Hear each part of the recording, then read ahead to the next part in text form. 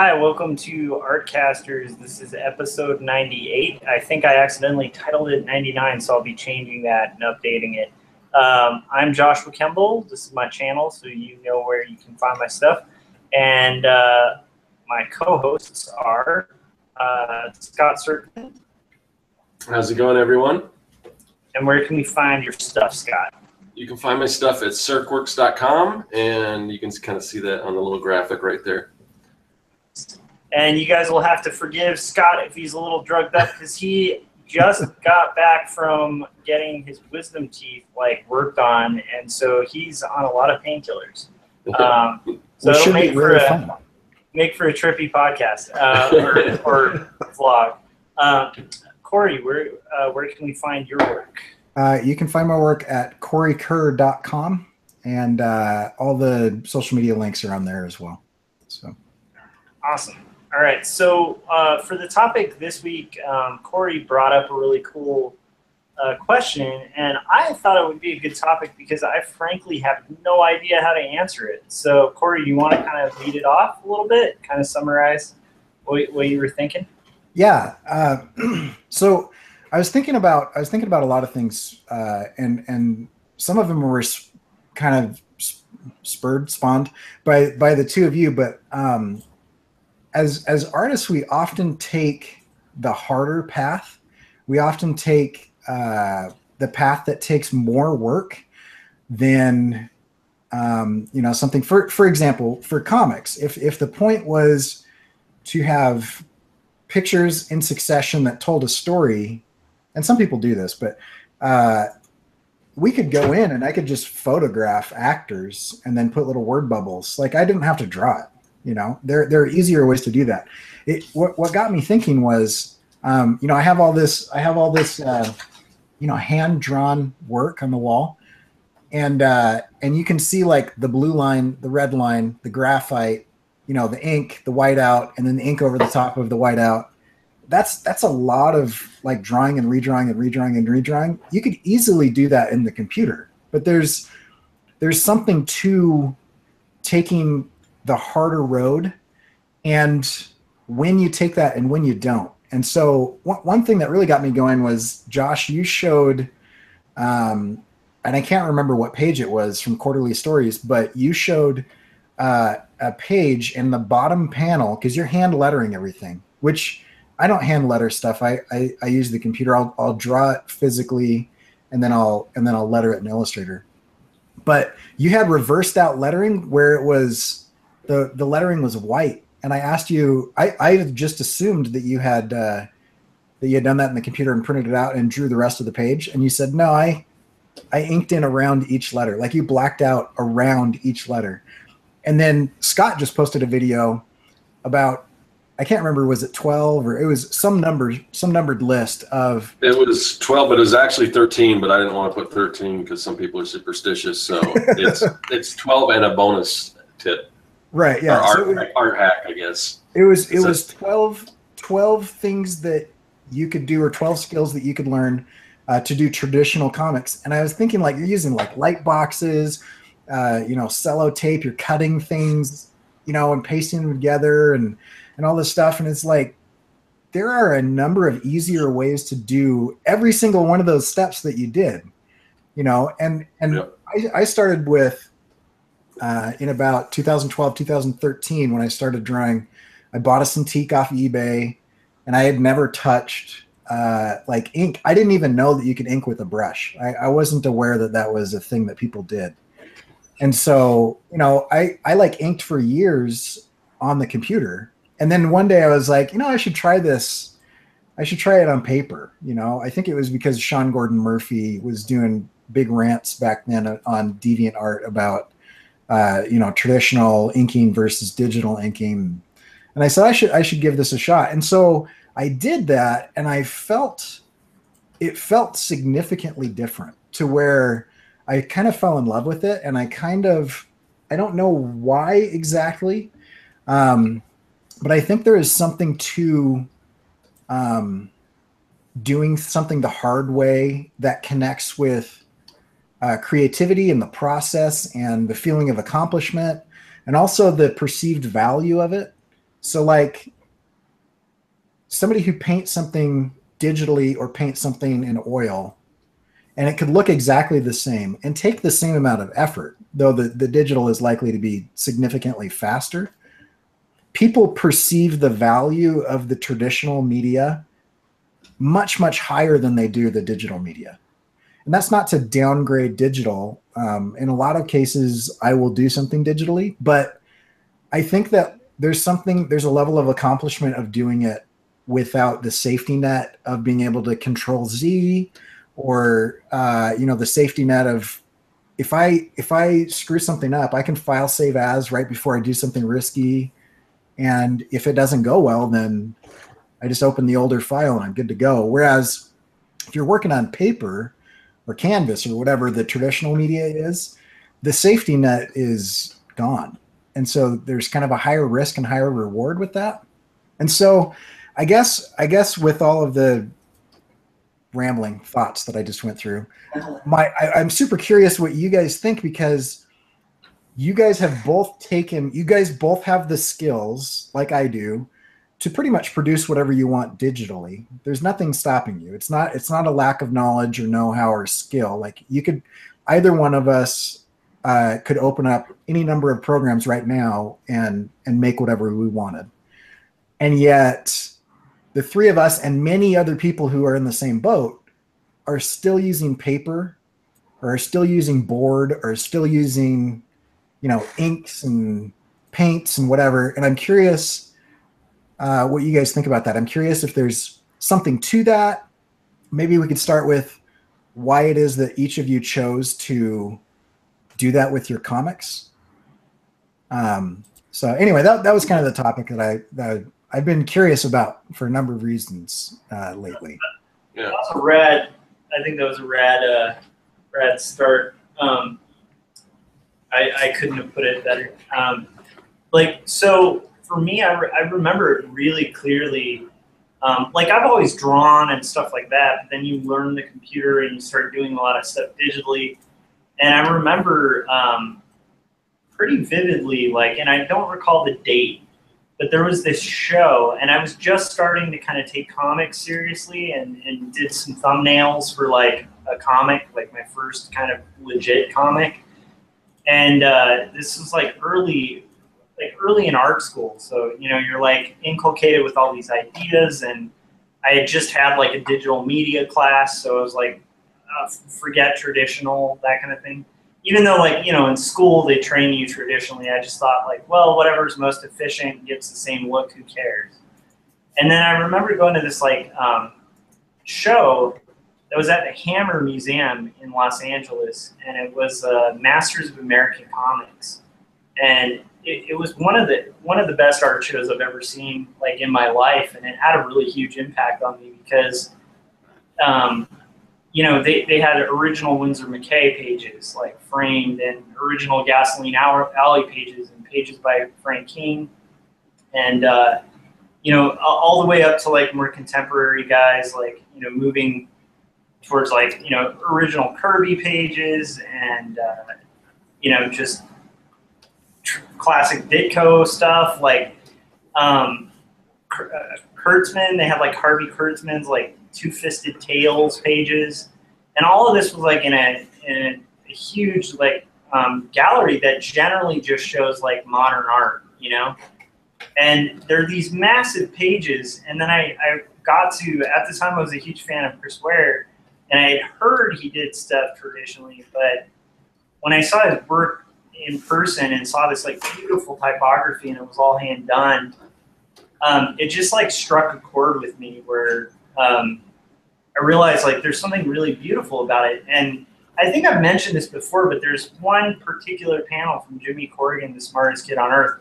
And if you're watching and you're a cartoonist and you haven't read that book, pick it up, because it's whether you're in superhero comics or whatever kind of comics, it does stuff sequentially that I still haven't really seen a lot of artists or cartoonists replicate. But anyhow, so there's a panel where there's a character, and he's in a Superman costume, and he's at the top of the building. There are these long panels, and they're bigger than the pages I work on. So, You know, imagine like a panel split or a page split into two, you know, vertical panels. And one long vertical shot of this huge skyscraper in New York with this guy in a superhero costume about to jump off the building to like fly. And then the next panels, he's like splatted on the ground. And there's like a little crowd of people and police officers and stuff like that. He had redrawn, like, so at the time I was just starting to delve into comics. So I was like, well, if I were going to do that, like, you know, when I saw that page, like reading Jimmy Corrigan, I thought, oh, you must have just cut and pasted it, you know, like the background, because why redraw the same background? And when I saw it in person, there were like these little errors that just let you know that, no, he could have just copied the same background and just pasted it behind like a drawing of a new character. And instead he had gone through the painstaking process of redrawing the exact same background again. And I realized, like, looking at the, like, so that made me relook at the whole graphic novel, and I realized, like, everything in it's drawn, and there are these little indications, like, I think he uses a, I forget the kind of, it's like a ruling pen, so it has, like, 2 tines to it, and you can see, like, the end of his line just has, like, 2 little tines, and sometimes he'd redraw stuff so exact that you would have no idea were you not to just look and see those little divots and mistakes. So for me, I don't know why, but it struck me as really authentic and cool, and kind of, I think you can feel it. Because, like, even though I wasn't aware of it, I knew there was something different about Ware's work as opposed to, like, you know, other artists who work in, like, I could look at a plain manual, it's still done in, like, a very diagrammatical, ruled out style. There's something about Ware's work that feels really authentic and real, and to me, something about that really hit home, where I realized, like, I want to be that guy. I want to be that guy who redraws the same background again and doesn't cut and paste it because I can. And just to do it for that reader that might notice those little mistakes and be like, holy crap, this guy drew the whole thing. So that started opening my mind to it. And then to cut it a little shorter, I'll just get into what made me hand letter, because that was a slower process. And because that's crazy. Not though. So the weird thing is, when I moved to Portland, I met, it was like the first time I met cartoonists who were like legit, like they were published, they were syndicated and stuff. And a lot of them were like indie people, you know, like Fantagraphics types, and had books through Fantagraphics and stuff. And I remember a couple of them actually asking me, like, why don't you hand letter? And I thought it was like a hipster thing at the time. You know, so I was like, oh, I'm just not cool because I don't hand letter, you know. And the more I thought about it, like when it, and I completed a whole graphic novel with just digital lettering, and something about the lettering always felt off and always felt slapped on, and always felt like it didn't really blend with the rest of the art. Like it just felt like it was made with a different tool. So it's almost like you're looking at a white wall and there's an area with drywall on it. Like, you know, it just didn't look quite right. And so I kind of started, and also at the same time, it was like in tandem, I was doing a lot of t-shirt design, which, you know, requires some typography. So I was getting better and better at typography and starting to really figure out how to custom build my own type. And that's kind of when the light went on, was like I figured out how to kind of dissect digital lettering and build it digitally using like blocks and different shapes like in Illustrator, and how to kind of make custom type. And then I really, something about kerning like finally clicked, you know, years and years and years after type classes, where I started understanding the spacing between lettering like really well. And at that point, I felt like, okay, I love type. I kind of know type enough to like delve into it and not completely bomb. And so I just started figuring out ways to do it. And and and initially I was doing it on like 1-page comics that I got like commissioned to do, and then I just loved it. I love the look. I love the fact that when I finished, like I have a finished page that I could hang in a gallery, and I think that adds perceived value, like you were talking about, where somebody seeing the whole, you're literally buying the page. You're not buying here's the art without the type. And it also gives you more freedom with the typography. And for me, it also just, maybe it's the way my brain's wired, but it makes me think about my panels a little better so that I allot for space for type and for the story. Because I no matter how often I planned, whenever I'd go digital, I'd end up having to tweak the original art. And a lot of the times I covered up areas of art I didn't even need to draw. So I found it, weirdly enough, to be kind of more efficient too. But like, like I guess that's kind of how I arrived at what I'm doing with quarterly stories and stuff. What about you, Scott? Like, what made you make the wild decision to like hand ink your entire, Young and the Dead comic? I mean, a lot of it is sort of that tactile feel. I enjoy that, but I mean, I could get my fill of that probably just by sketching, doing sketches and stuff. I'm not by any stretch of the imagination opposed to traditionally, I mean, digitally doing a comic book. And I've on many occasions had planned to make the switch to digital because I do see the value in efficiency and everything, and I've got enough pages right now done traditionally that if I was going to sell some of my original artwork, I've got plenty to do that. So I'm not necessarily opposed to it, but for me, and I've started to try to learn Manga Studio, and then every time I start to learn it, I'm like, you know what? The learning curve is too much. I'm just going to switch over. I'm just going to do this one page traditionally, and then the next one I'll do digitally. And then it's just like, well, for me, this is easier because I know how to do it. I've been doing it like this for so long, even though I know I would save so much time going digital. So some of the pages in the beginning of this issue, I did do a lot of them digitally. Now, I don't think I don't know if I would ever get to the point where I would totally ink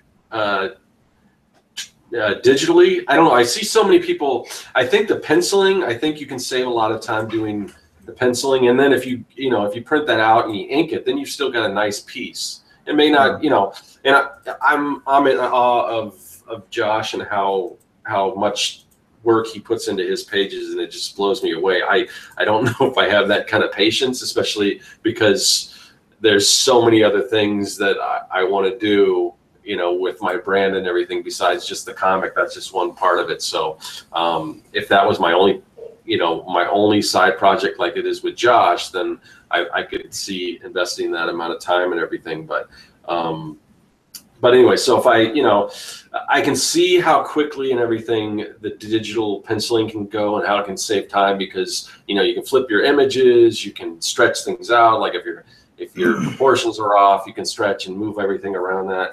But every time I see somebody digitally ink, it's like, oh, I made this line. That's not the way I like it. I got to redo it.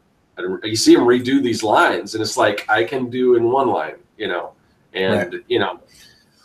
And what Cory was saying as far as, there's no safety net, with traditional, I mean, yes and no. I mean, you don't have the undo, but if you did watch that video that I put up, there's several ways that you can fix your artwork. It's like nothing is usually totally like damaged. Like when I was making that video, I actually spilled some ink on one of my pages, and I was able to go in and correct that and everything. So you can, or like I should demonstrate how you can do like a huge patch if you need to patch something like that if you want to do traditional. So I mean, again, I'm not opposed to it, but I mean, I could never, because everything else I do basically in art is mostly digital. I mean, probably 90% digital. It's just the comic book is not one of those things. This thing I'm working on right now is all digital. Most of my prints are all, except for an initial sketch, which again, I could do that digitally, and it would probably save me, some time. But I'll always, no matter what I do, even if I'm doing the comic book, all traditionally, I'm always going to be sketching in my sketchbook because I need that. I kind of get my fix from that. I've got this really awesome Cintiq that like Cory, I got on eBay. So I got a pretty good deal on it and everything, and it's massive and everything, but it's not very portable, So the other reason why I'm doing traditional is because I found that I had a lunch hour that I spent, at the most 20 minutes eating my lunch, and then I've got the rest of that lunch hour free. And I thought, well, that's a good time, and it goes along with the 100 Days of Making Comics philosophy that you spend 30 minutes a day in little chunks here, and that all adds up. So I figured that was a good time to do it. But I don't have a Cintiq at work, and now that I've got the Cintiq, it's not as easy to work on. Like, I've just got a tablet there, a regular tablet, Intuos or whatever. So I'm not going to drag the Cintiq over there and do all that. So I just figured, well, I'll do it traditionally. If I got to the point where I had some, like it's a more portable device that I could carry around with me. I know a lot of people who got iPads, or they've got like Cintiq companions or whatever. That may be the case. I mean, eventually I'd like to see myself do more digitally, because I think as much as people do appreciate the traditional stuff, I think they would also appreciate me putting more comics out rather than it taking so long. So if I could get them out faster, that would be helpful for me. So I'm kind of on the fence. But yeah, I still, like I said, I at least got to sketch or do something like that traditionally and get my fix. But I like doing the comics traditionally, but I'm not opposed to, at least the penciling portion. I think I will always probably ink traditionally, because I just think I could do it faster. So except for maybe, sometimes if it's like maybe if it's a cityscape or something, once you break out those rulers and stuff, it takes a long time to kind of do that type of thing when you can. But then again, those little inconsistencies when you're doing everything with digital rulers and things like that, it's so precise, and it just depends on the effect you want. Like there's artists that like, a couple artists that I like, Sean Galloway, Cheeks. He does a lot of his backgrounds. I don't know if he does everything digitally or whatever, but his backgrounds are really precise, like very animated look. Another one, like Guri Huru is another one that I follow. I think they're a team of artists, but their backgrounds are really straightforward and precise too, and I like that. But then I look at other people that it's not so precise, and it just depends. Like, I'm kind of into different styles of artwork, so I don't really have a preference. But sometimes those precise lines kind of take away from the, I don't know, the artistic look. Like you can tell it was digital, and sometimes that takes away from it a little, just depending, what kind of style you're gravitating towards. So I don't know if I just went off the rails for again. Well, a little bit hopped up on meds. So. Makes perfect sense. It's funny, this brings to mind like this story about Albrecht Dürer and this guy Schongauer, and they were both printmakers, like, as well as, obviously Albrecht Dürer painter as well, but Schongauer was like this young kind of hothead who was challenging Albrecht Dürer because he was using lithography. I think it was lithography. It was a different printing process. And Albrecht Dürer was doing woodcuts. And woodcuts were kind of the old hat. And Schongauer was kind of like, well, I'm going to bring all this badass detail into my art on his illustrations for books, And I love this story because Albrecht Dürer sees this like young guy, Schongauer, just doing these crazy hatched, just insanely detailed things, and actually just upped his game and did the, it's like a whole series of the Apocalypse, which are like some of the most known Dürer prints. Like if you guys have time, check them out online. But it's like some of the most amazing ink you've ever seen, and it's all woodcut. And he did it in woodcut specifically as an FU to the guy in technology.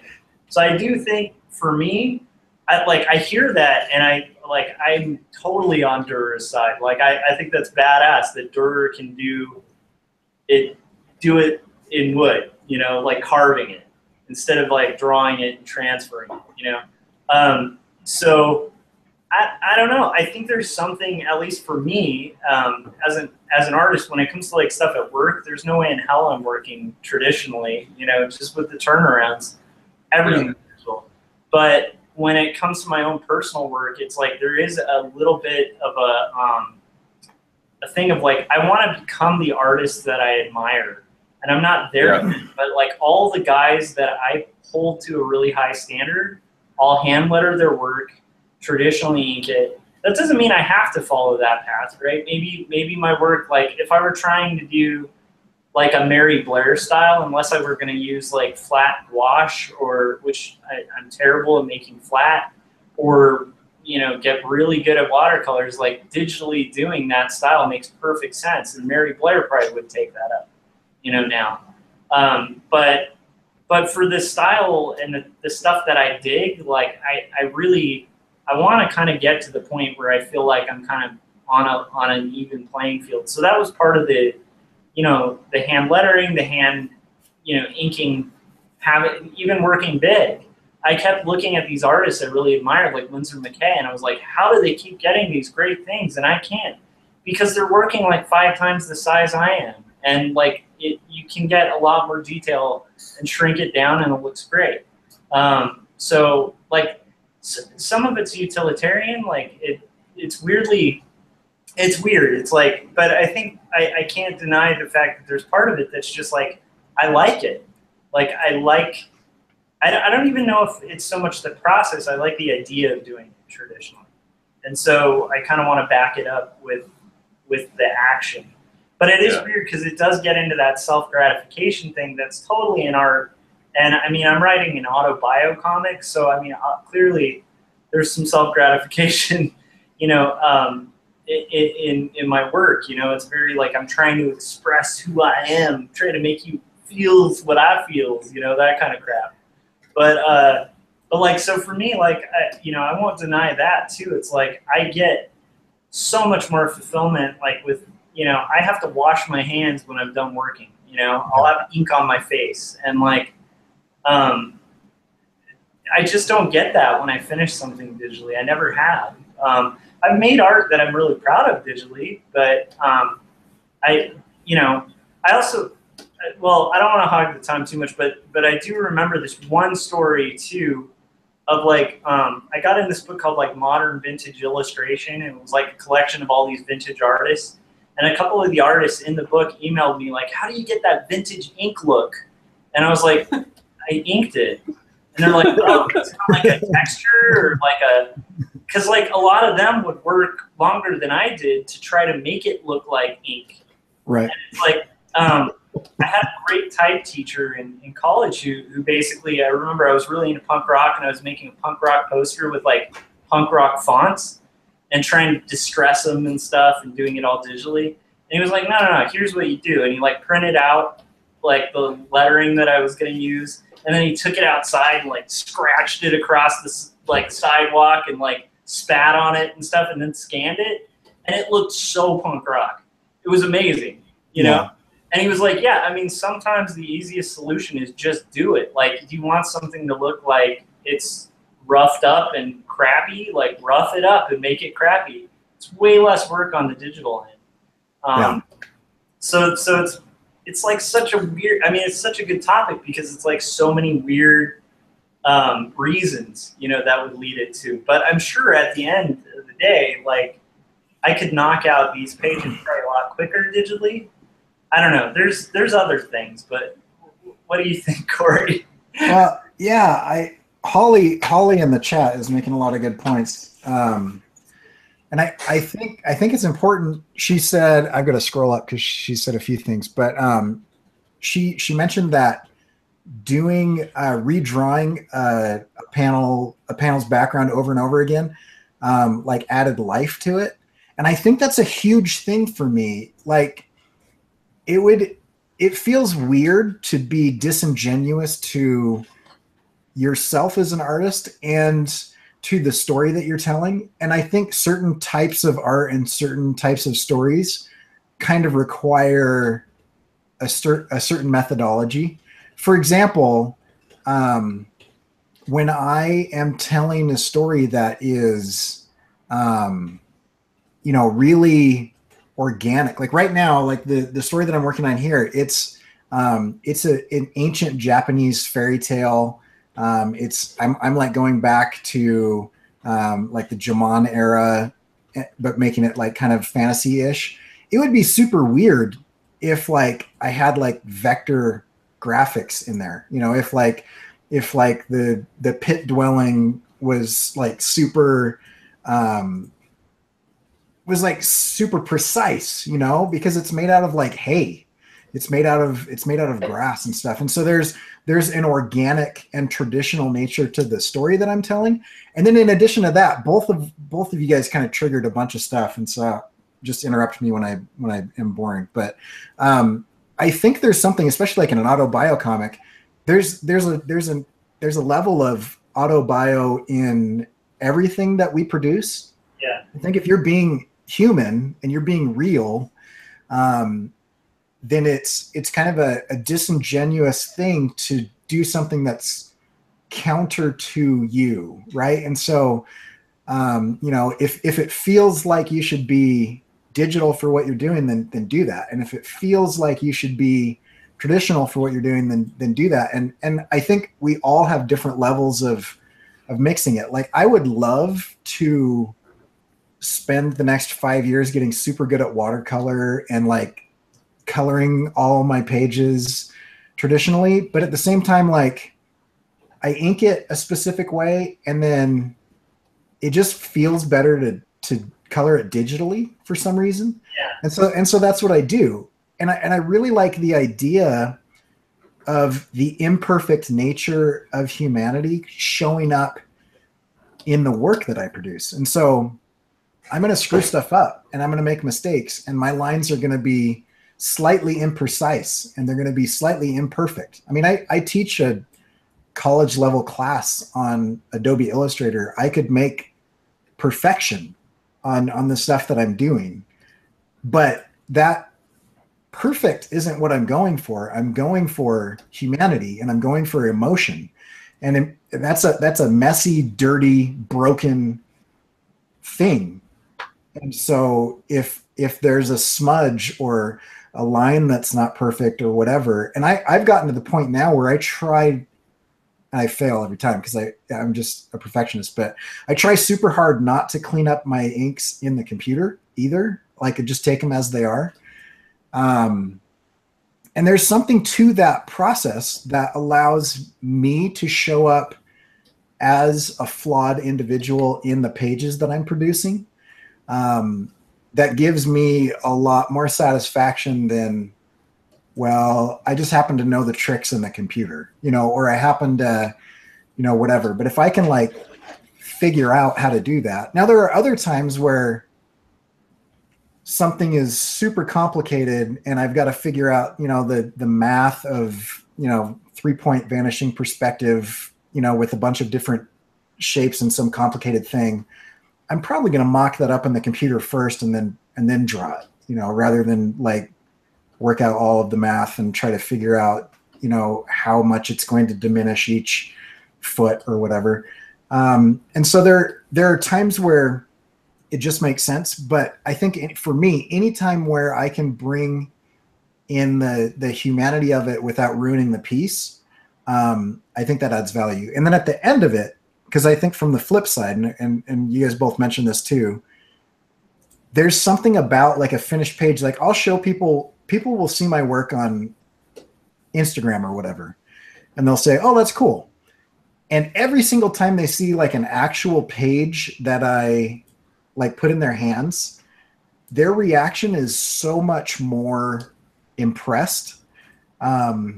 and I think we just value, as human beings, we value things that can't be automated. And this is like a big thing. Like, I don't think like 5 years from now that the robots are going to take over and we're all going to be batteries or whatever.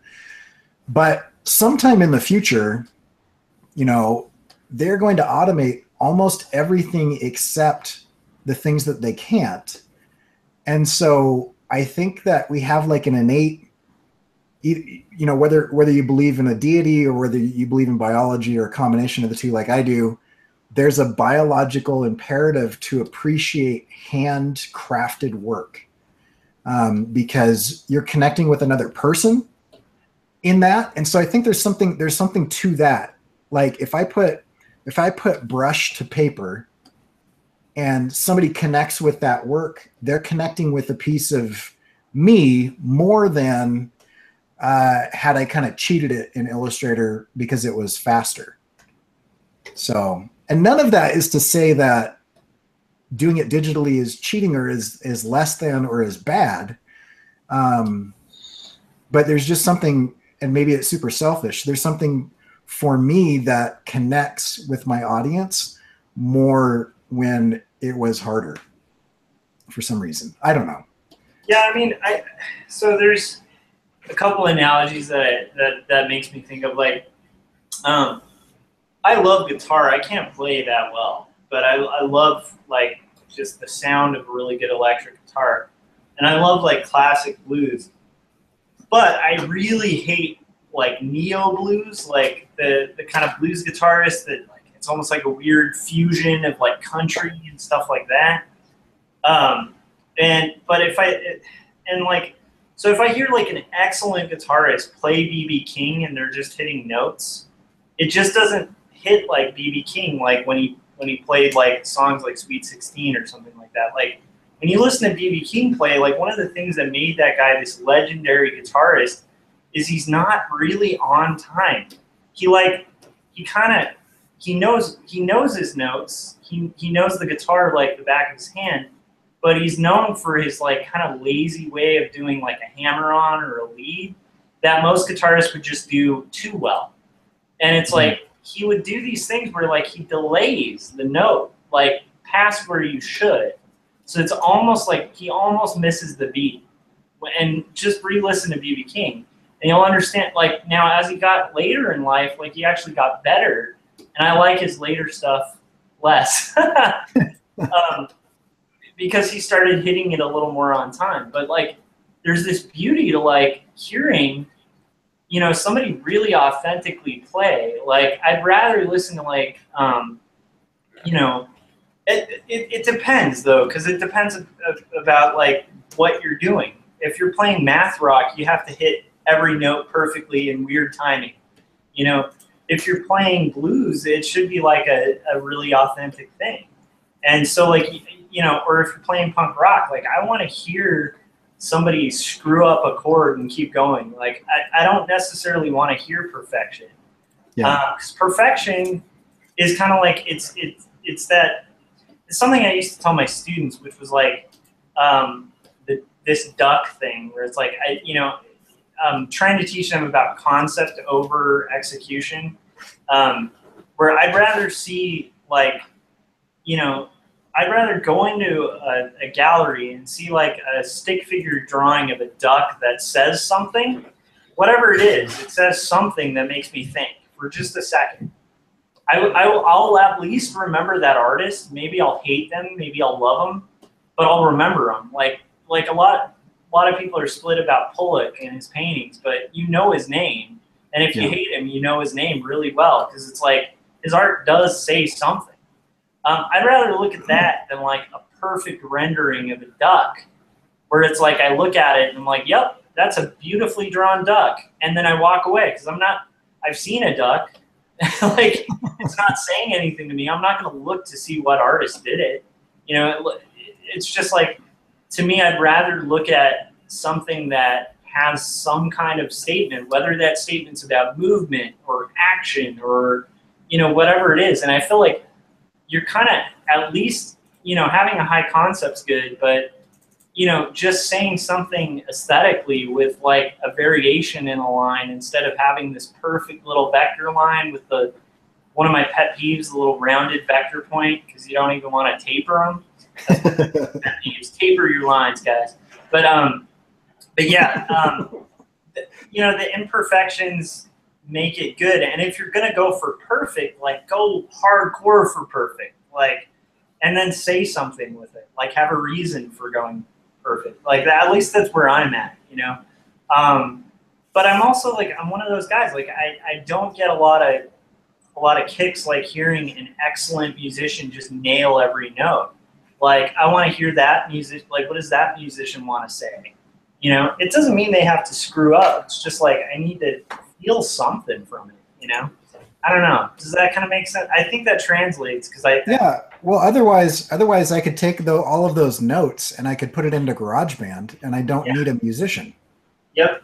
And so the humanity of the occasional mistake, or you know, holding that note longer because you feel like it, like a computer is never going to sit there and go, yeah, you know, I'm just gonna hold this note longer because it feels right this one time that I'm playing this song with this audience. That's only going to happen because a human being is there. So I think the analogy holds really well, because I think that's the point, is there's that humanity to it. I also think, and I've been thinking about this a lot, because I have a lecture where I teach communication students, and so they come to the table with like very little or no creative or artistic training. You know, it's a lot more analytical and a lot more you know, whatever. And so when I teach them, I have to teach them like the basics, like this is why you need to sketch things, like this is why you need to thumbnail things. And I have a rule that you can't sketch digitally. Because every time I have somebody, no matter how talented or how new they are to something, if they sketch digitally, there's just nothing there. It's like I think I mentioned this already, the safety net of being able to like Control Z or zoom into like 1600% or something. It takes away some of the happy little accidents, as Bob Ross would say, like, because a lot of the time I will unintentionally draw a line a different way or whatever, and seeing that happen opens something up to me that, whereas if I was just gonna like do what Scott said, which I do when I ink digitally, which I do ink digitally sometimes. When I ink digitally, I like my finger and thumb are like on the left side of the keyboard in that rocker, you know, kind of Command Z pattern without even thinking. I like Command Z. And sometimes I'll even like, if I do that a lot, when I go back to paper, I'll like look for the keyboard when I screw up to try to like undo it, like super fast. Yeah. But in that mistake, there's often something that allows for kind of this spontaneous creation that wasn't there, that wasn't intended, but it's like a growth that kind of happens organically. And I also think that there's something to the tactile nature of it, to where my hand dragging across the texture of a very thin piece of pulp wood is way different than like cold glass. And so there's something that kind of wakes up when you do that. But so I'm curious with you guys, because I still go back and forth on this, and I still beat myself up mentally on the choices that I make. Because everybody does a little bit of digital and a little bit of traditional. And so where do you guys draw the line? And when do you decide this is something that makes sense to do on the computer and this is something that makes sense to do on paper? Like, when is it that you guys decide where different aspects of the process live? I'm curious on that. Yeah, I mean, like, so for me, I can say, like, I'm not a purist, you know, like for instance, you know, And just tacking on to what you had said before about like the eternal zoom problem, I have that big time when it comes to like doing this kind of work, because I already have enough trouble. Like I want to have a high amount of rendering and a lot of cross hatching, but when because I had worked in such a like strong, just black and white and like the Marvel kind of way of working, not that I was any bit as good as like a Marvel artist, but because I've transitioned from that, I struggle going back to like this crazy hatching style, like where it's like, I might lose the form and stuff, and I'm already struggling with like the too much detail problem. So adding the ability to just eternally zoom in and like micro focus on everything, like to me compounds that effect. And I see that a lot in black and white art that's done digitally. It's not an across the board thing. In fact, I think it's probably just a weakness of mine, but it's like just having that ability kind of, for me, gets rid of that limitation, even though I know you could make yourself a rule, like I can't zoom in past 150% or whatever, Yeah. But it's so tempting if you're like drawing a restaurant and you can zoom in and you can put every label on like the ketchup bottle and the salt and pepper shaker, have every dot correct, Like the only so like that is a huge thing that like when I do work digitally, I find that I often spend more time having to correct that kind of thing, like putting proper line weights on, because when you're looking at it at size, or at least at a specific size, even if it's going to be reduced, at least you're limited to that, and how far your head can move down, Yeah. So that's a huge thing. But now I feel like I've lost track of the question. I was curious. The question that I was asking was, when do you decide to do something digitally, and when do you decide to do something traditionally? Like what are the deciding factors, or have you even thought about it? Is it more of just like an instinctual thing? Yeah, so like I think that for me, I don't really draw a line. Like for me, for this book, unless I'm doing the filler strips, which I do actually all of that stuff digitally. I still hand ink, but it's just on the computer. But for these pages, just to get the look, I have like a certain amount that I will do digitally. Like if I'm working on a layout or something, I'd rather kind of work that out and comp it out where I can move stuff around. So I'll sometimes do that digitally, and then make it traditional. But it's like I don't like, to me, I think whatever works is kind of a good rule, and whatever works in service to like whatever I'm working on. So like I said, like if I were to kind of switch gears and maybe want to do like a Mary Blair style book or something, I wouldn't at all approach that. Like that would probably be like 89% digital, maybe sketched by hand. But to me, like I don't, they're tools at the end of the day. So like, are you going to use a screwdriver or a hammer? Like to me, it's just all utilitarian. Like what's going to get the look I want? I don't know, Scott. Like, how do you differentiate between what? We're talking about the decision-making process of when you go digital and when you go traditional. Do you feel it out, or is there like a series of criteria that you use to decide what makes sense? Yeah, I mean, like I said, ideally what I would like to probably do is for the comic is to do digital sketching and then traditional inking. But I don't know, usually like but I say that, but still, like when I do my prints, which are, when I design my prints, which are usually, they're way more digital. I mean, pretty much everything but the sketching.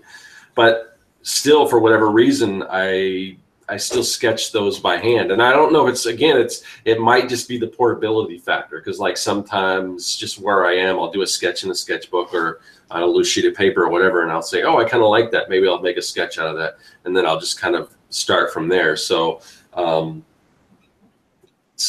don't know. Yeah, I mean, I say that I kind of want to do the sketching digitally, but I'm still doing a lot of that sketching traditionally.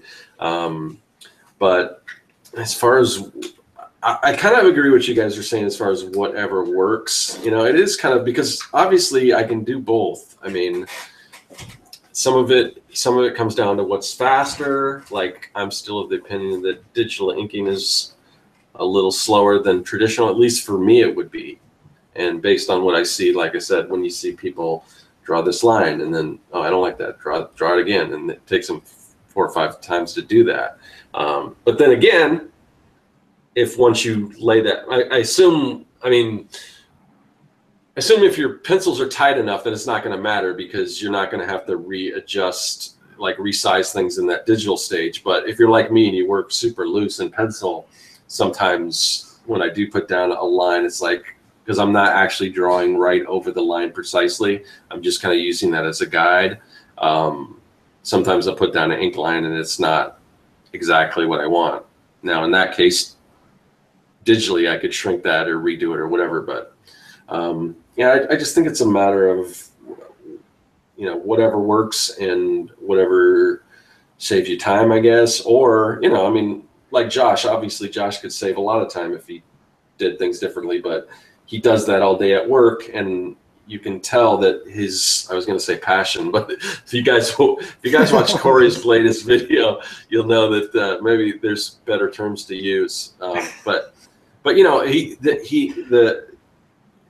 just, you can see, like when you follow Josh on Instagram, or I mean any social media, when he posts all his pages, I mean, you can see the love that goes into that and everything, and you can see the process, and people, you know, they want to see that process. Like, it's weird because when I post something, when I post on like Instagram, like I could post a finished piece that I spent way more time on, and it's not going to get as many likes as if I just put a sketch. Like, whenever I just do a sketch and post it, it gets a lot better reaction. Maybe that's just the nature of that particular platform. People want to see work in progress or whatever, at least if you're an artist. And I know different people post different things there, but for artists, it seems like people really like to look at the sketching. So so that goes back to what you guys were saying as far as, you know, people appreciate that. They appreciate the I don't know, the handmadeness. Is that the word? I don't know what's the word I'm looking for.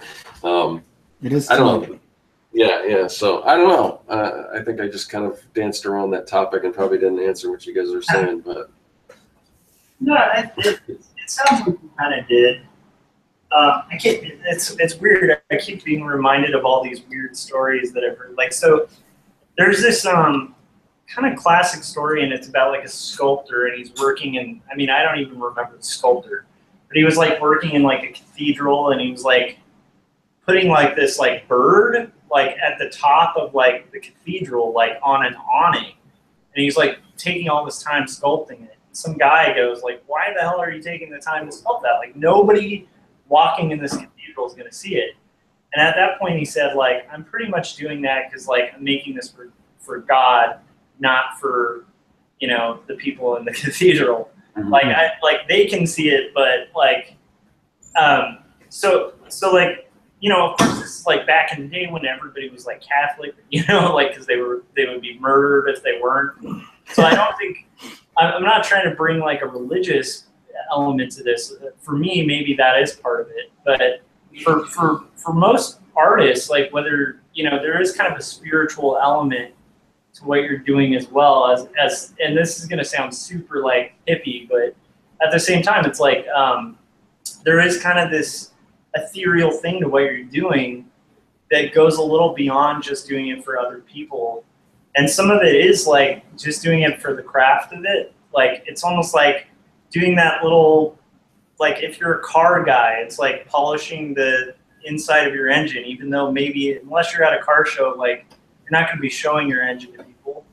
But there's something about that, like about just kind of enjoying it and actually putting in those little details that maybe people won't notice. Maybe people don't give a crap, you know? Like, but at the end of the day, leaving them there just in case, you know? I don't know. What do you think? But there are people that do appreciate that, and they may be few and far between. But like, if you know, think of like movie props. Like I love to see movie props and things, but sometimes they'll spend all this time on something like that and it's on screen for maybe a second or maybe not at all. Yeah. But it's cool to see that, and there's people that collect those things and they love that. Or like Disneyland, that's funny because like there's so many little things that you know, there's Disney fanatics that can point all these little things out and they can appreciate every little thing. And I think that's kind of who you're doing it for. But the average person doesn't see all those things. And then, you know, some people you get the argument, well, yeah, I don't really like Disneyland. I'd rather go to Magic Mountain because the rides are faster and stuff, but there's no story there, you know. So it just kind of depends what you're into. But I think there are a lot of people that appreciate that extra time and those little things, and they look for it. Like, going back to Disneyland, I remember there was this, I forget what ride it was, but there's this little rail, and you know, it's a railing, and if you look under it, there's these little designs and everything that nobody's going to see except for a little kid. So they take the time to think, well, these kids that are down here at this level, they're putting work in there that only they're going to see. So I mean, it's kind of the same thing, like whether you're doing this bird that most people aren't going to see, but it's kind of for God or for a little kid, you know. Yeah. So yeah.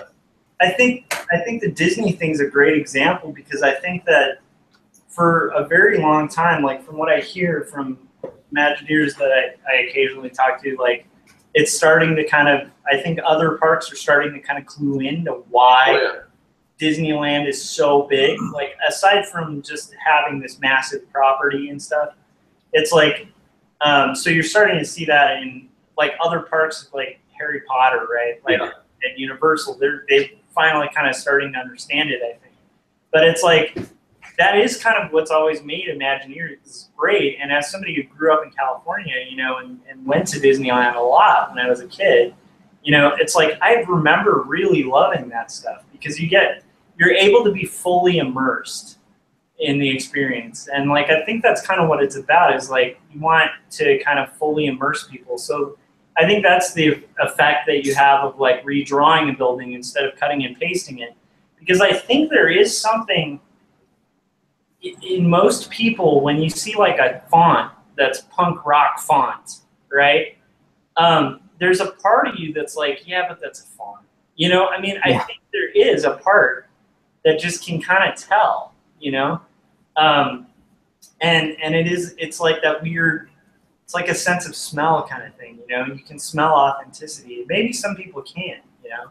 But like, I do think that's true. It's like you are kind of aiming for hopefully that one person. But like the thing I always like about it is like the act of being an artist is like, why not do it? You know, like, and that like I said, that's part of the type thing. Like I really love hand done type, and I've been, you know, as I got more and more into typography, I started realizing there's like its whole origin is really an illustration endeavor, not so much a designer thing. I mean, you know, each one of those letters was like carved, you know, originally.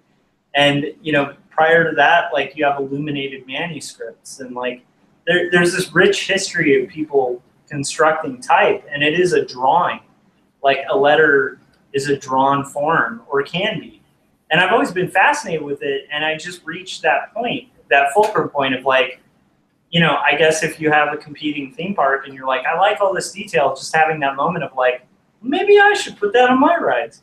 I had that with my own work, where I was like, I love lettering so much. Why am I not doing it? Like, why am I not trying it, you know, cheating it, figuring it out, you know, like, because I like it, you know. But I think that's part of that immersion thing too. I want people really immersed in the book. And I feel like, you know, this is an opinion, but I do, when I read comics and I see digital lettering next to hand-done art, there is for me a disconnect. It does pull me out a little bit.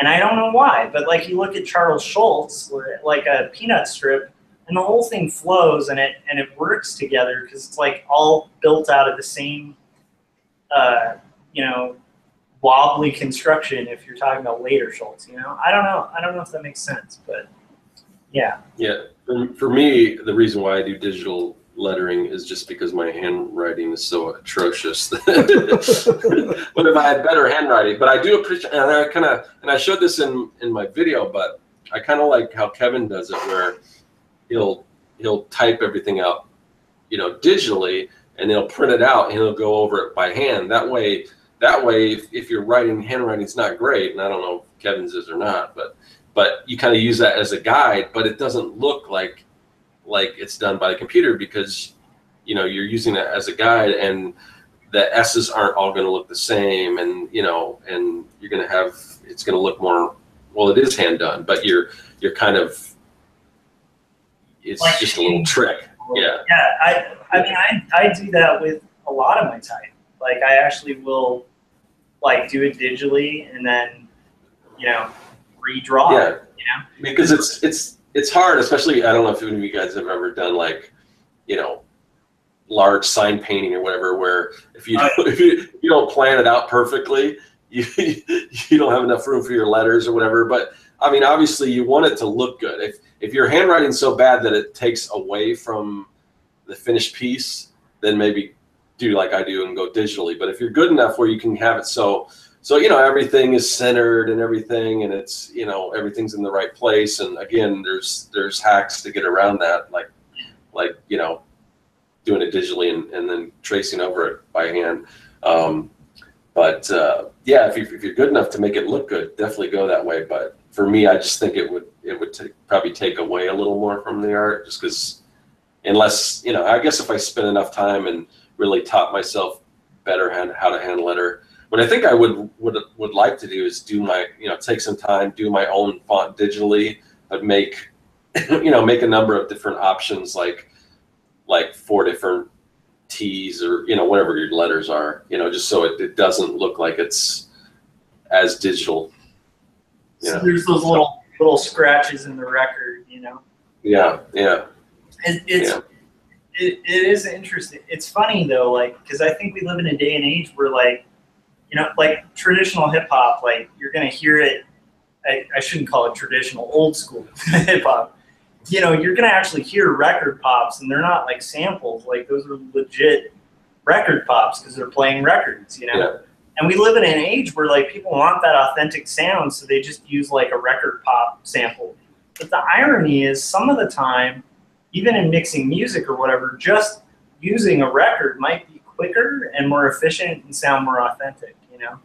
And that's kind of the, like, to me, I think if you really want a traditional look, it may not be a bad idea to start or work traditionally, you know? Like, I've seen a lot of digital, like, pseudo watercolors, and they just, particularly like watercolor, just never, I still haven't seen somebody really effectively do like a digital watercolor where I'm like, oh wow, that's digital, like, you know, because you can kind of see the texture mapping and stuff. And there's something about like a wash that just, it's just like, it has little blips. And even the best watercolors, you know, you see a little bit of that page texture, and it doesn't look like, you know, you overlaid a watercolor page over it. You know, there's a certain look.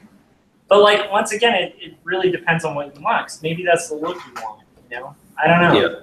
They're definitely, it's come a long way, but yeah, I can see, like you said, especially with like watercolor, but there's certain things, like, I remember, you know, I used to do traditional airbrushing where, you know, cut everything out, frisk it and do all that stuff. And, you know, once I learned how to do that on the computer, like, there's no way I'm going to go back, because there's, you know, and I think, I don't know, I guess with airbrush, and, you know, there's still awesome airbrush artists out there, but like for the stuff that I was doing, you know, where you cut everything out and everything, I think that look you were going for with the airbrush is to get this super tight, super, you know, with the gradients and everything, really, you know, almost perfect look. And if you're going for that kind of look, then why not do it digitally, you know? So, yeah, so it depends what it is, but yeah, I mean, it's come so far. I mean, which you can kind of do. Like I remember originally, like children's book publishers, they would not look at anything digitally at all. They would, it's just like, no, it has to be, it has to be traditional. They wouldn't even consider you if you were doing any kind of digital. But now it's to the point where a lot of that stuff you can't even tell. And now I think a lot of them prefer everything to be, in some cases, prefer it to be digital, or at least, because it's a little easier to, to photograph it and do all that kind of stuff. But anyway. Yeah, and I mean, like, I like, for instance, like cell shading, right? Like, you really want to do cell shading traditionally? Right. I mean, you could. Except for that collector market, because people want cells. Yeah. I mean, you could do cell shading traditionally, but you can get the same exact look. And so I understand how that's a slippery slope, because that's how I feel about, like digital coloring. Like, to me, I don't really want to go cut like ruby lith film or like, or like halftone dots. Like, I don't want to go get Zipatone, like mark it out when I can completely control my gradient, for a proper kind of halftone look.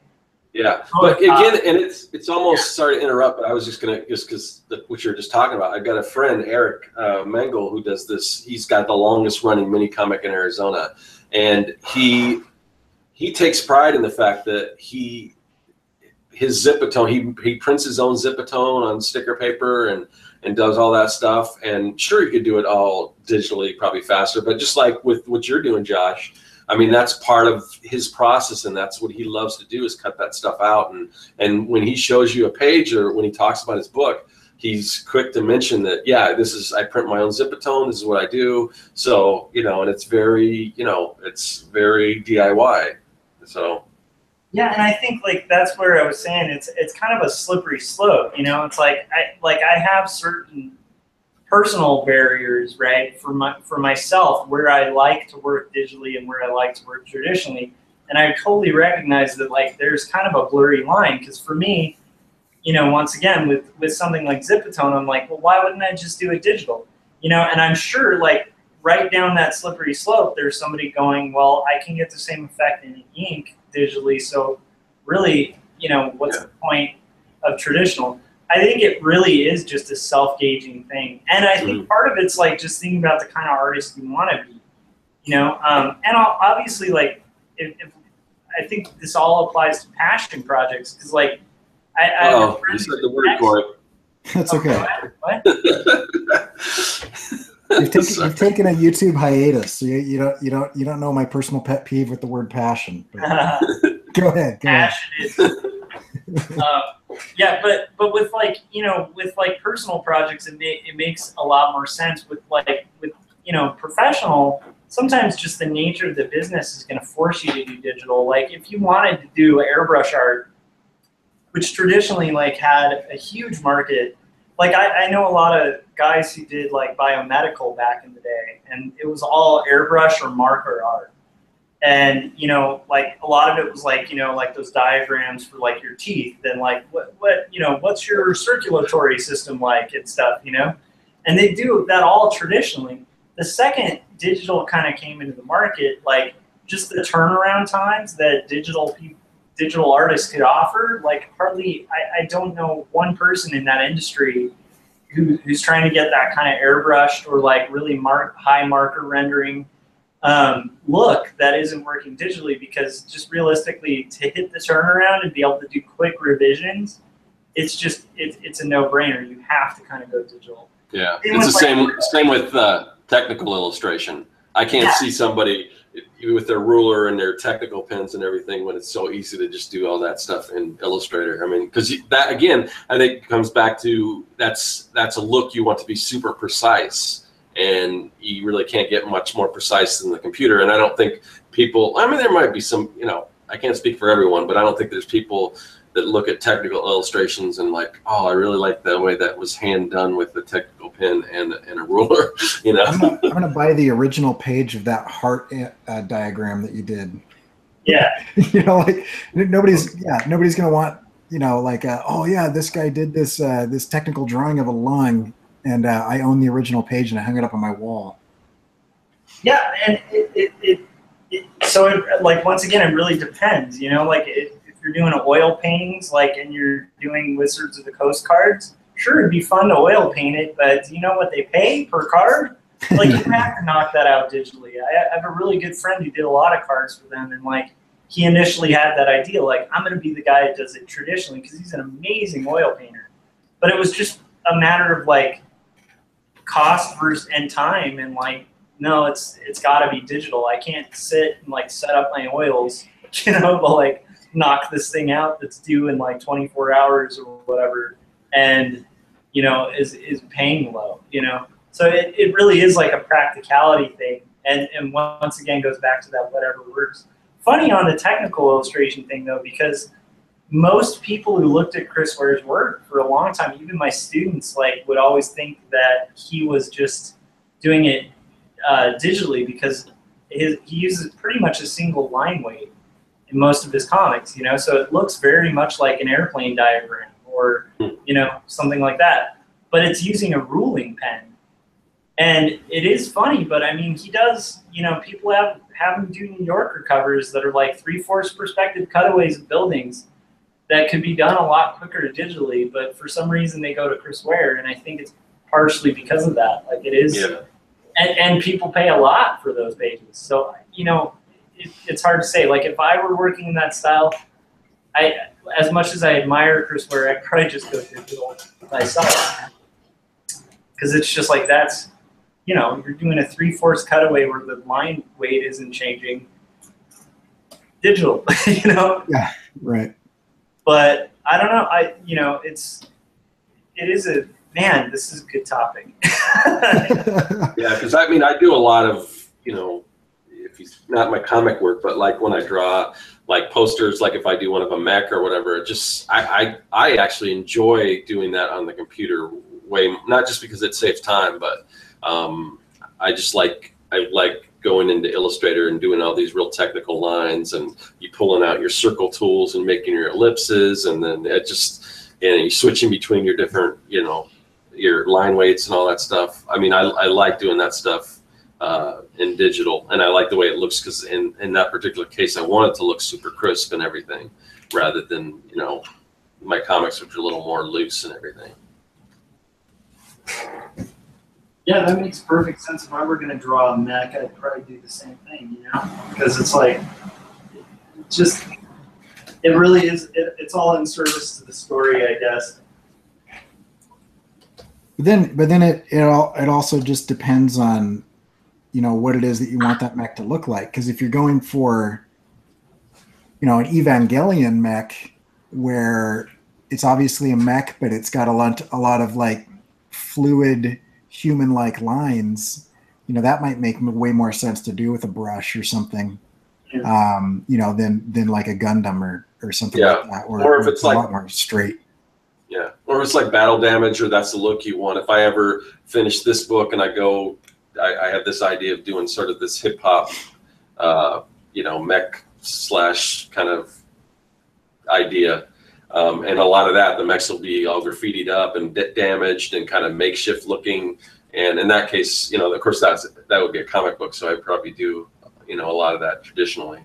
And then, you know, again, I draw mechs when I sketch stuff out too, and I like the looks of that as well. So it kind of just depends. I mean, I guess I kind of straddle both worlds. I have to say though, like, for just a competitive element, you know, like, I have to say, like, I'm way more blown away when people do something traditionally and do it really excellent. Yeah. Oh yeah. So if somebody did a mech where every line is perfect, and they did it like they actually did it physically, you know, my mind would be much more blown than like, oh, I used Illustrator, you know? Cause I think anyone would. Yeah. Yeah. Yeah. So I do think there is like that too. It can kind of give you an edge. I mean, I know, like, there was a point in my career, like, as an illustrator before I took on this, like, AD thing. And it was a pretty conscious point, like 2 or 3 years in, where I was doing so much vector work for clients, and all I would get was vector work. And it just felt soulless to me. And so I just consciously decided that I was going to stop putting vector work on my site, and that I would start hand inking everything and then digitally coloring it, because that's what I liked to do.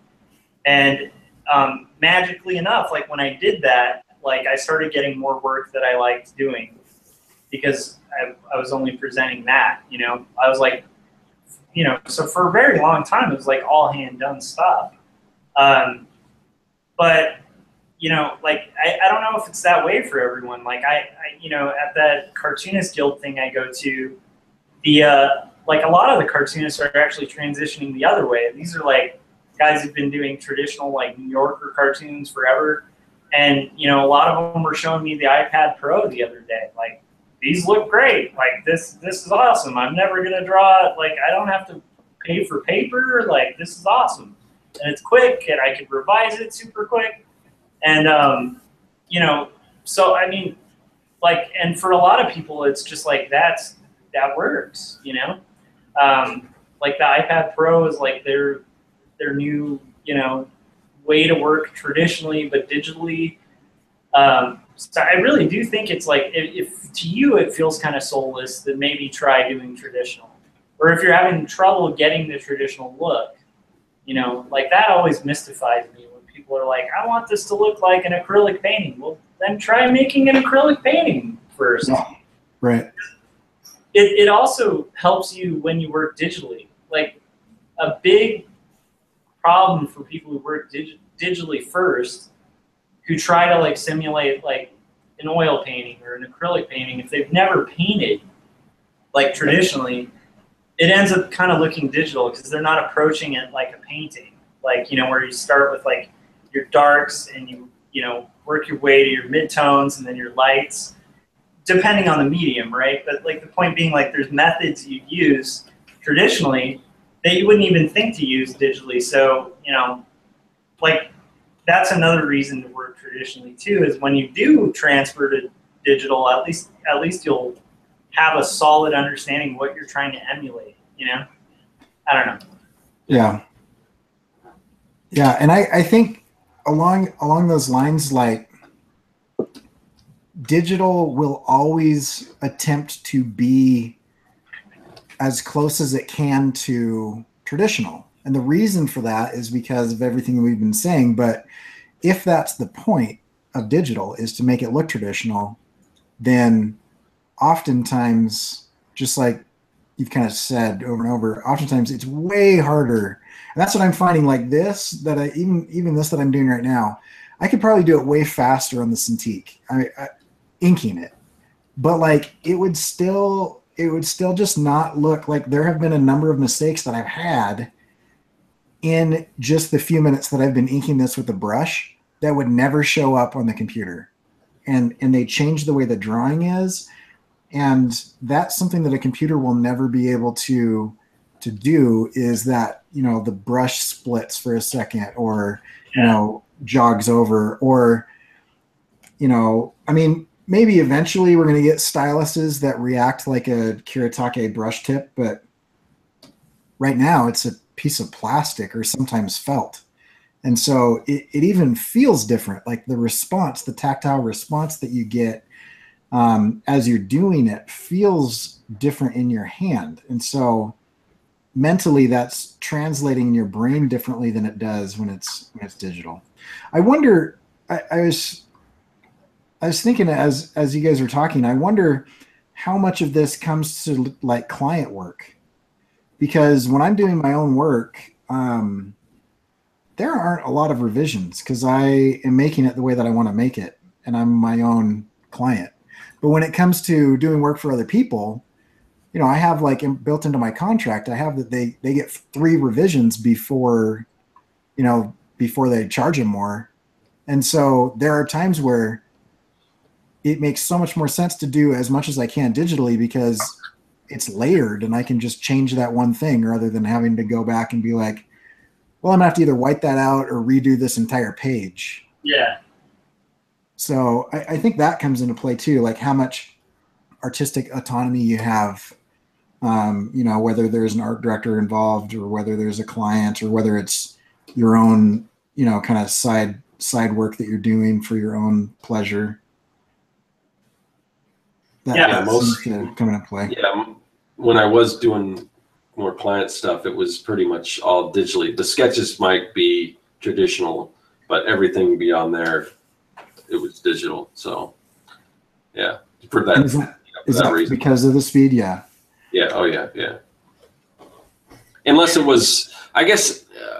Well, you know, when I did comic book work for clients, it was the same process though as I normally do comics. I didn't, you know, it was, you know, traditional pencils, inks, digital color, digital lettering, you know, which is what I do for my own stuff. So yeah. So I guess comics to me is just a different thing. I don't know. Yeah, it's weird. It's a weird thing, and like I will say too, like you know, like that's part of why even when I was working, you know, doing traditional inks because it got the look, I'd often work in layers. So I'd, you know, draw like the inks for like the character and the inks for the background separately. So if they were like, make it bigger, you can just, you know, blow it up. Or like, can you move him to the left a little bit? Or my favorite, like, hey, can we just turn the person around? And you're like, yeah, because this is a 3D program. But so like, you know, a lot of people are under the impression that like art, like especially flat art, because like a lot of people who don't do it are under the impression that you can just rotate a figure. You know, it's like a video game, like that really or something. And so like at least a lot of clients, like especially clients who aren't used to working with artists, sometimes unfortunately clients who are used to artists, they just have this weird magical idea of what art is. And so they'd say things like that, like, oh, okay, this will be great if we just turn the building to like a 3/4 perspective. And you're like, that's a, you know, so when just keeping in mind that like that's some of the clients, especially if you know, people watching or whatever are starting to get into doing professional work, it's not a bad idea to have, like to build your art to where it can quickly be modified because there tend to be a lot of revisions, especially when you're new. And so like, you know, for revisions, I don't know if it ever is that much quicker to do it traditionally. The only thing I'd also say though is like, if you are going to do it traditionally, a lot of people make that mistake of, okay, I'm traditionally inking this, but I'll just fix that in Photoshop. And like, I find that it's a lot better to just nail it. Like, it's a lot better to get it correct on the page because a lot of the times I'll spend more time fixing it digitally than I would just to like traditionally fix it, you know, with inks. I don't know. Do you ever find that, like Scott, like you're like, I'll do this in, you know, Photoshop or Illustrator and fix it, and then you wind up spending more time digitally? I don't know. For me, that seemed to happen a lot. Yeah, sometimes that can be the case.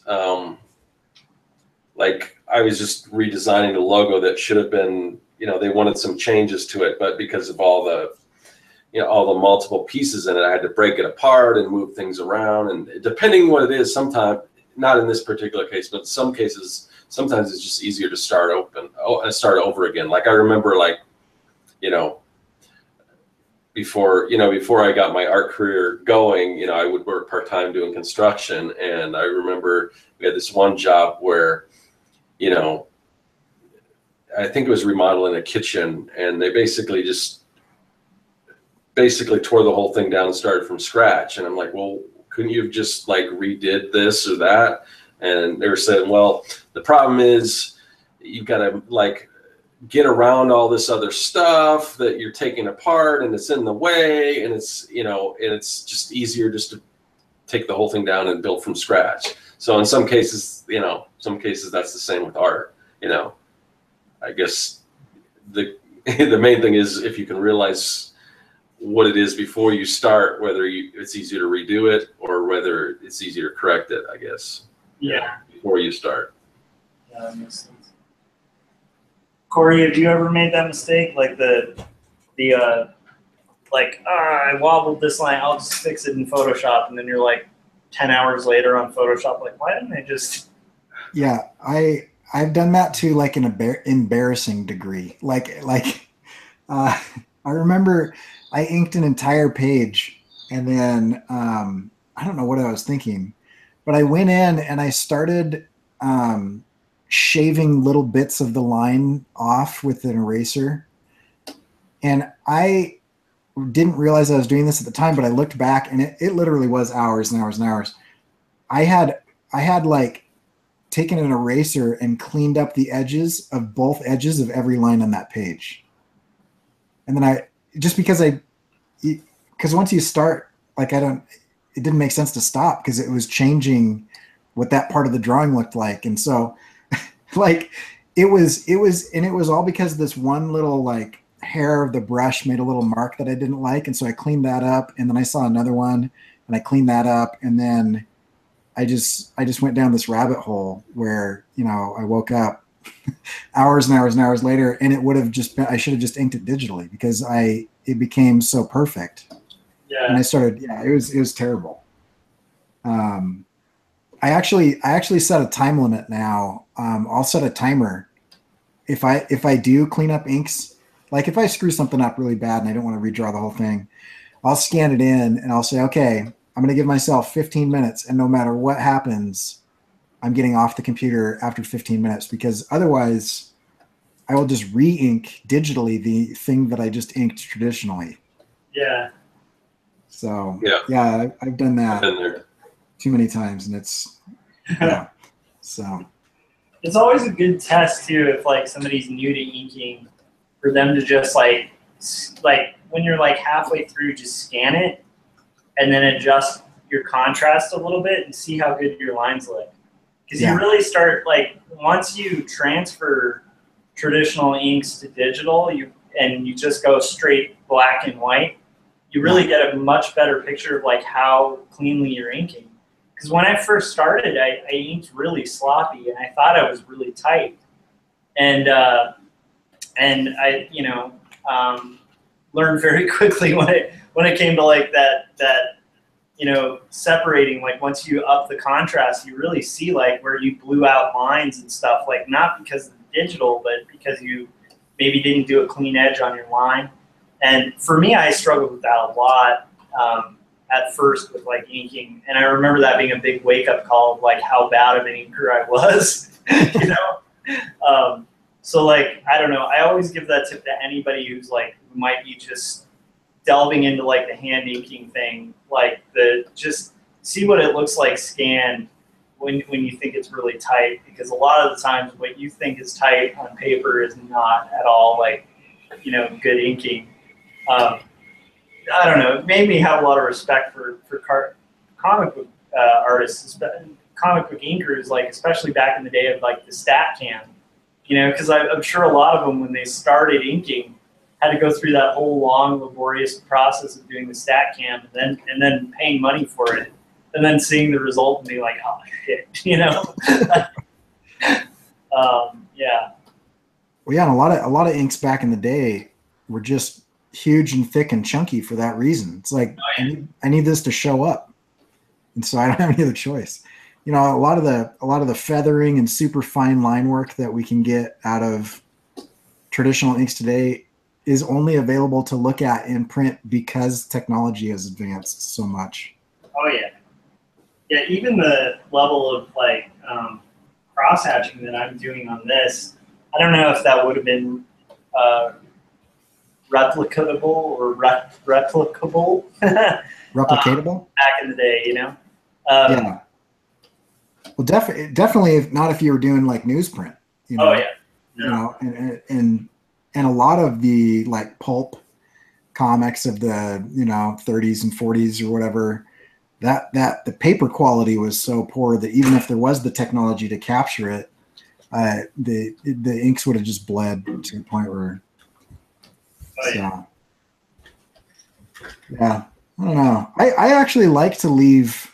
I don't do like a threshold adjustment on my inks. I like to leave a lot of the gray. I try to drop like the blue line out, but I like to leave a lot of the inconsistencies in the value, just the way that I color it, I think. Or Or maybe I haven't gotten to the point where I realize the difference. I'm not sure. I liked, you know, I think it just, like, once again, I think it just depends on what you're doing. Because, like, if you were doing that as, like, a solid black and white book, you know, Right. That may not translate so well. But if you're adding color and it gets an effect you like, then I'm sure it works fine, you know. And it probably adds a little more complexity to the art, you know. For me, I've always been drawn to, like, really, like, solid blacks. Like, I think it's one of the first things that got me hooked on comics in the first place. Was just like, you know, even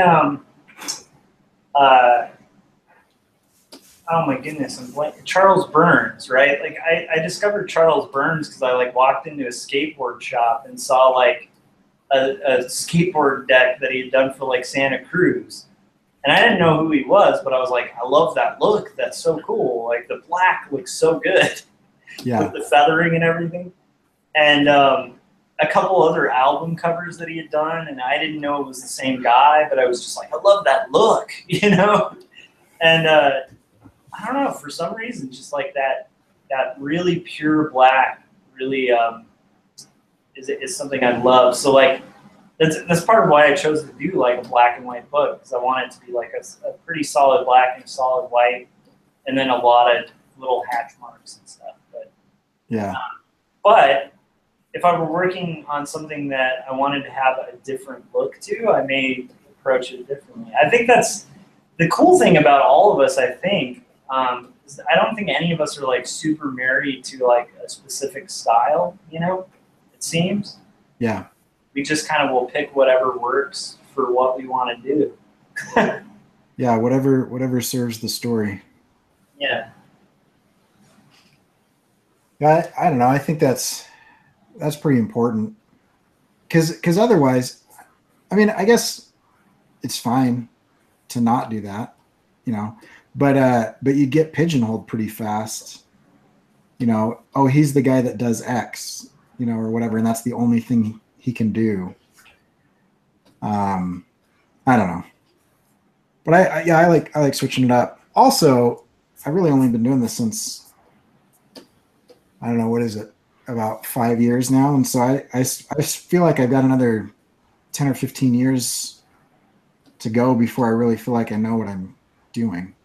That still amazes me where you're at with only kind of really been illustrating for 5 years. Yeah. Oh, thanks. Yeah, I don't know. A lot of it is I'm really hard on myself, and so that drives a lot of what I do. Like, I'm in between semesters right now, and so I don't think I've gotten to bed before 4 a.m. In several weeks, just because. But I'm in between semesters, and so I can wake up at 11. You know, that's fine. Yeah. But yeah, I'll put in on a lot of this. See, my downfall is I think I'm unrealistically slow to, you know, like right now I'm intentionally not doing a comic because I think doing a comic would take me personally years to do an issue at this point. And so I want to finish something. And so that's why I switched to a children's book, which I'm finding, like everything else I've done, I drastically underestimated the amount of work. I was thinking, you know, there's multiple panels per page in a comic. Now you just have to do one drawing for a children's book, and yet I'm making it ridiculously complicated every single page. I'm forcing myself to do some spot illustrations in this book just so that I can knock out a couple more pages without having to do the whole thing. But yeah, I don't know. I mean, I did come into drawing with a graphic design background, and I drew as a kid a little bit, you know, and I don't know. So it wasn't like a completely fresh, clean start from nothing. But yeah, I don't know. I can say, I mean, you're definitely a heck of a lot further along than I was like 5 years ago. You know? Like, I mean, like 5 years in, That's it's, you know, I like if I look at the stuff I was doing when I was like 5 years in, I can't even think it would hold up. Whereas like I think a lot of what you're doing will hold up. So that's good, you know, like, and then also like varying is kind of part of children's books anyway, right? You want some spot illustrations, you want some of those like little slow pacing moments, and then the big splash page, and you know, a lot of that makes kids' books fun. Yeah, it's type and that they're super complicated sometimes. You know, my wife does children's books, and I've always been amazed at the amount of work they it's crazy. It always seems simpler. I think that's with anything, right? Art. Yeah. That's like everything I've ever encountered, I've assumed it's been way simpler and easier until I tried to do it myself. Yeah. But there's that, I think maybe that's like kind of a mentality for people who are doers. Yeah. You know, it's like, because I think, especially with comic books, like if anybody approached comics, like this might be holding you back from comics, but if anybody approached comics thinking about the amount of work that goes into them, I don't think anybody would touch them. Right. You know, they do take a long time, especially, you know, when you're starting. And but I think it's weird because like I always feel like I'm slow, and then I'll hear people like, "Oh, you're really making a lot of progress," and I'm like, it doesn't feel like progress to me because, you know, I have a friend who did a full graphic novel, 254 pages in a year and a half. Oh my gosh. Penciled, written, and inked, and it's well done. It doesn't look like sloppy, you know? So I'm like looking at that guy, and I'm like, I have a really slow pace, you know? I don't know how he does it. Yeah. I was telling you guys before, I was telling you, Josh, before we started going live, I had a rough weekend artistically. And part of it was actually, so I totally bombed this. I'll just tell a quick story real quick. I totally bombed this page. Like I did like about 80% of it really well. I've got it here. I can show it to you. This page, I don't know how well my camera's picking up, but I did like, I really liked the building. And then I did these clouds, and I hate them so much. They're like the worst. And that just threw me into this like tailspin where I like ruined this page. It took me forever. You know, I like brushed in all of the patterns in the different like woodwork and everything. Anyway, and then I ruined it with these clouds, and that just sent me on this like spiral to where I started comparing myself to everybody else and everything. And I think everybody does this every once in a while, but this is the first time I've done it in a really long time to where it like just kicked my butt. And I was watching, I'll tell you what it was. It was Joelle Jones.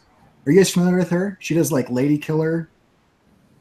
If you haven't read Lady Killer, that comic is amazing because she does it traditionally, and she comes from a painter's background, but her brushwork is like a mid-century modern style. But then she'll take something where it's like immaculately good, and then she takes she has a bunch of different brushes where she's cut the bristles really short, and she just splatters it everywhere to add like texture elements. Anyway, I was watching an interview with her, and because I like to deconstruct people's work. I actually bought one of her pages because I want to deconstruct it. But I was watching an interview. She does 2 pages a day. Jeez. Like from thumbnails from like thumbnails, sketches, pencils, inks, 2 pages a day. Yep. And I was like done. Once I saw that, I was like, yeah, it takes me like 3 days to do a page. And that killed me for a little while. I don't know. That whole old idea of comparison is the thief of joy. But yeah, I know what you mean. I can relate to that story you just told, Josh, because that just happened to me 2 days ago. Oh yeah. Oh, go ahead. No, I was just going to tell Cory that I got a video that'll show you how to make a patch and cut that little house out and put it on a different page and draw different clouds on it. Okay, yeah. Yeah, I would definitely recommend doing that, man, because like that is a good building. Why, like to me, even with my little like hand lettering stuff, if I nail part of it, that part is so easy to cut out. Yeah, right. There's no reason to re-ink it. And obviously, you could do that traditionally, but even if you cut that out and did I say traditionally? I meant digitally. Yeah. You could do it digitally, probably easier. But if you cut that out and put it on another page, it's still just as attractive as somebody did want to buy your original piece. Because I know when I looked at, when I first saw original comic artwork, I saw all the paste up stuff, and that just added to it. Right. So, yeah. But I don't know. Yeah, go ahead. Oh, I was just gonna say with that particular page, I'm actually thinking of I'm considering doing a color hold on the clouds and seeing if that helps, because I think it's a contrast issue. They're just so dark. Yeah, it could. I didn't know. Is it going to be? I wasn't sure if the book was going to be black and white or color. Yeah, I'm going back and forth on that. So I'm inking it as if it's going to be black and white, but then I actually might do some really subtle, super desaturated, low contrast colors. Mm-hmm. I haven't really decided yet. Mm-hmm. So, but if I do end up doing colors, I think I'm going to color hold those clouds, and then just see if that fixes it. And if it doesn't, then I'm already doing a couple pages where I'm piecing things together. Let me see here. Let's see, not that one. Yeah, like this one. If I need a bigger table. This one I've got these two. So these two are going to be on the same. I don't even know if this is showing up, but there's like a bird, and that bird is actually going to be right here with this figure. And so, and I'll probably I'm trying to decide whether I want to ink over the originals or not. I don't know. I go back and forth. Sometimes I ink originals, and then sometimes I scan them in and print them out and ink over the printout.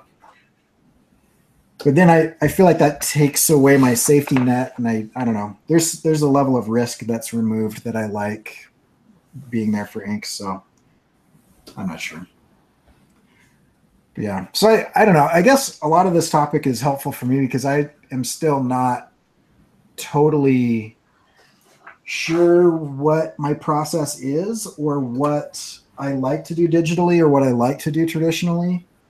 I know for certain that if I'm not working for a client that has paid me specifically to do it digitally, then I like inking traditionally. Yeah.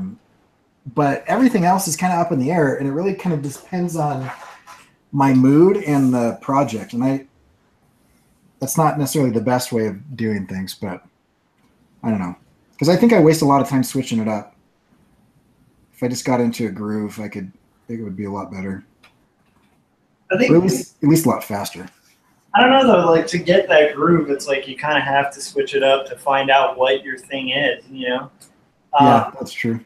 Because like, and like as for like the comparison thing, yeah, it's a tough thing because, like I used to have that mindset a lot. Like even with the friend who's doing like 250 pages, like my output does not match his output at all. But for what I can put out, like I feel like I'm making a pretty good pace. But it's like it's that fine line between like being aware of like what you're up against. Like there are people who do 2 pages a day. I have a couple friends who do storyboarding, and there's this one guy who apparently he can just do like a page of borders in like 30 minutes. And they're beautiful, and like the anatomy's dead on. And anytime he arrives on a job site that they're working on, everybody gets pissed because they're like, oh crap, we're gonna look so slow, because this guy's like knocking out like not a frame, but like a page of frames in like 30 minutes, that are like perfect. It's like it is one of those things of like, I don't know. I mean, there's different levels and different speeds and different styles, and I don't know where the fine line is, because you can't lose the competitiveness, right? Because you want to stay relevant and also have your work progress. So inevitably, there's going to be a little bit of that. But I will say, like, my first graphic novel was full of a ton of just beating myself up and self-doubt and a lot of comparisons and a lot of, like, I don't know what I'm doing. And I will say, like, the experience on this one's been a lot more smooth. And I think it's because I got through that first graphic novel, which was the nightmare. It took years, and I learned a lot. Like, I wouldn't, even the hand lettering thing, I wouldn't have known I wanted to do that had I not kind of hammered through, 120 pages of something I didn't really like. So, I think it's just part of the process. And I'm like, once I'm finished with this thing, I'm sure I'll be on to something else and feel that again, When I started this, I had a lot of that. And now that I'm like 54 pages in, I kind of know the style and the method and my work habit. And so I don't know. But I will say, like, man, my wife draws faster than me. And she has a much better visual memory. And so, like, she can she's one of those people, if you're out sketching, she'll just capture, like, someone perfectly, and not perfectly, like, photographically, but perfectly, like, just exaggerating everything right, has a really good memory for art, and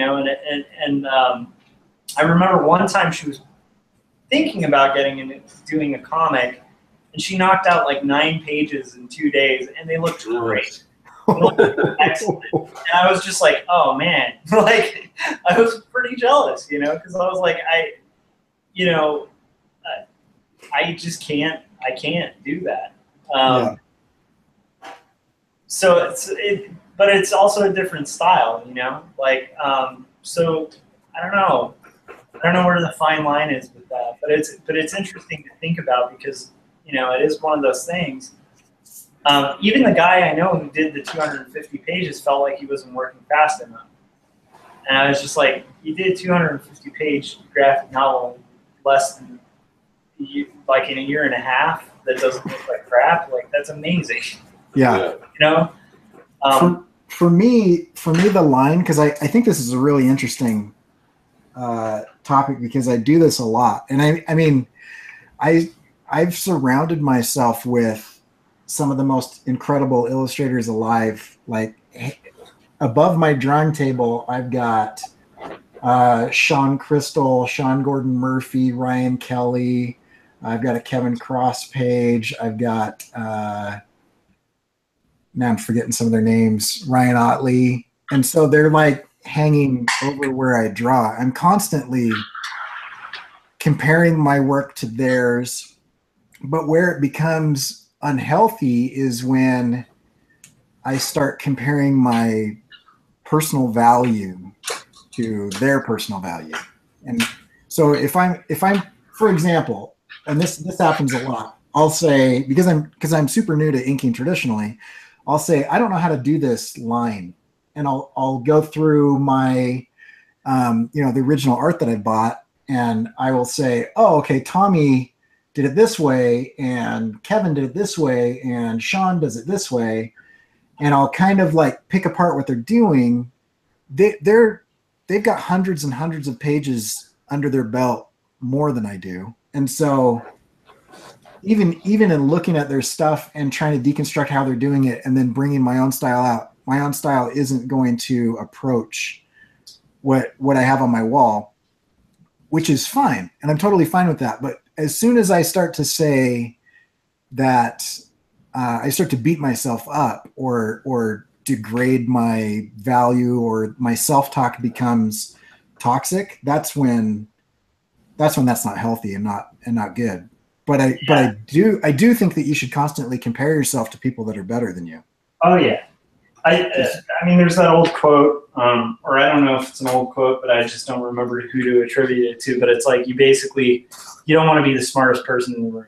Like, you never want to be the smartest person in the room. And same thing, you don't ever want to be at a point as an artist where you're the best artist in the room, because it's like that just never, that doesn't lead to a lot of growth, like if you're at the ceiling and there's nobody above you, there's nothing to really challenge you to take your art to the next level.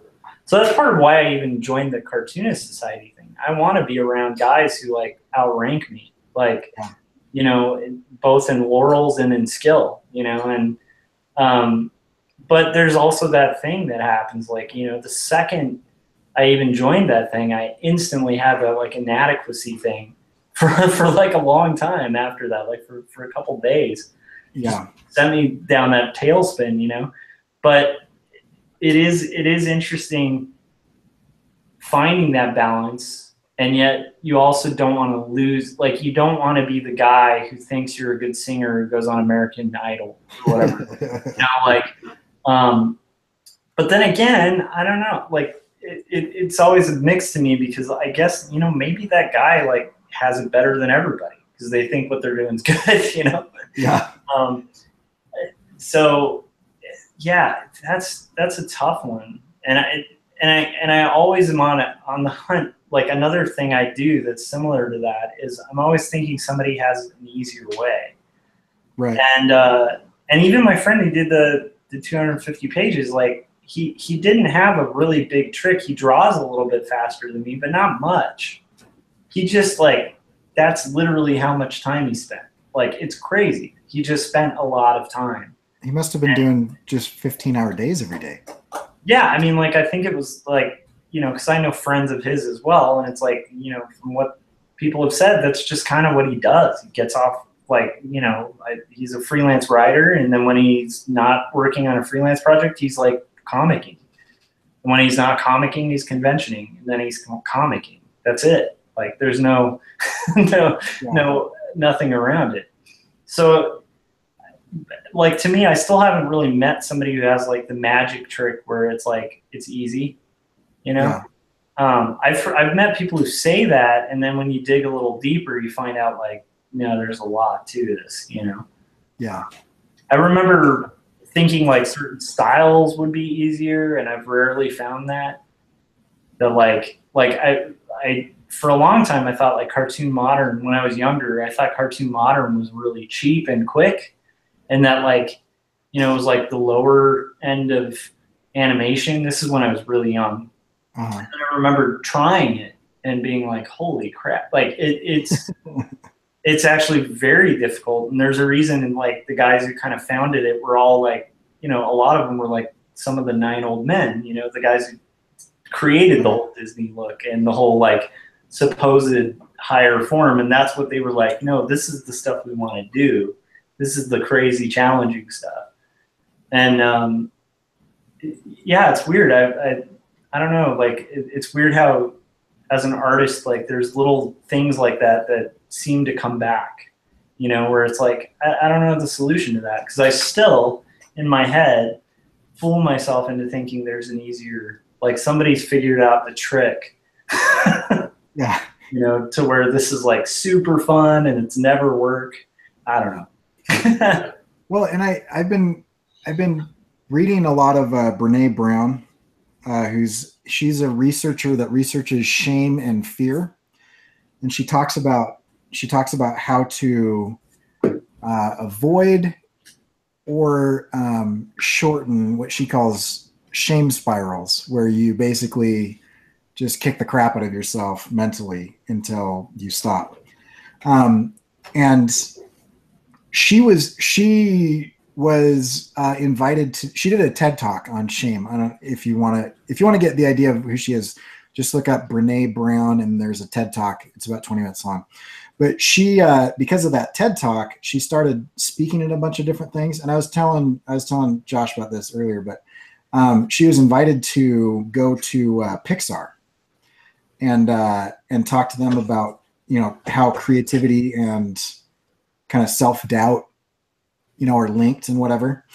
And which is something that I've found exceptionally frustrating. Once I started doing art, I opened up like a whole range of emotions and like personality traits that I think I had like suppressed and were dormant. But with that came like self-doubt and anxiety that I had never experienced before. And I don't think this is necessarily the case for everybody. But for me, it was weird because I had never, and this is probably a problem, and also just came with youth, but I had never doubted anything I'd ever done. Like I was just supremely confident until I started drawing. And then I, all of a sudden, it introduced this whole gamut of the human experience that I had never come across before. And so anyway, so she goes to Pixar and she's talking to them before she does her little speech. She's talking to like the main guys there, the executives and whatever.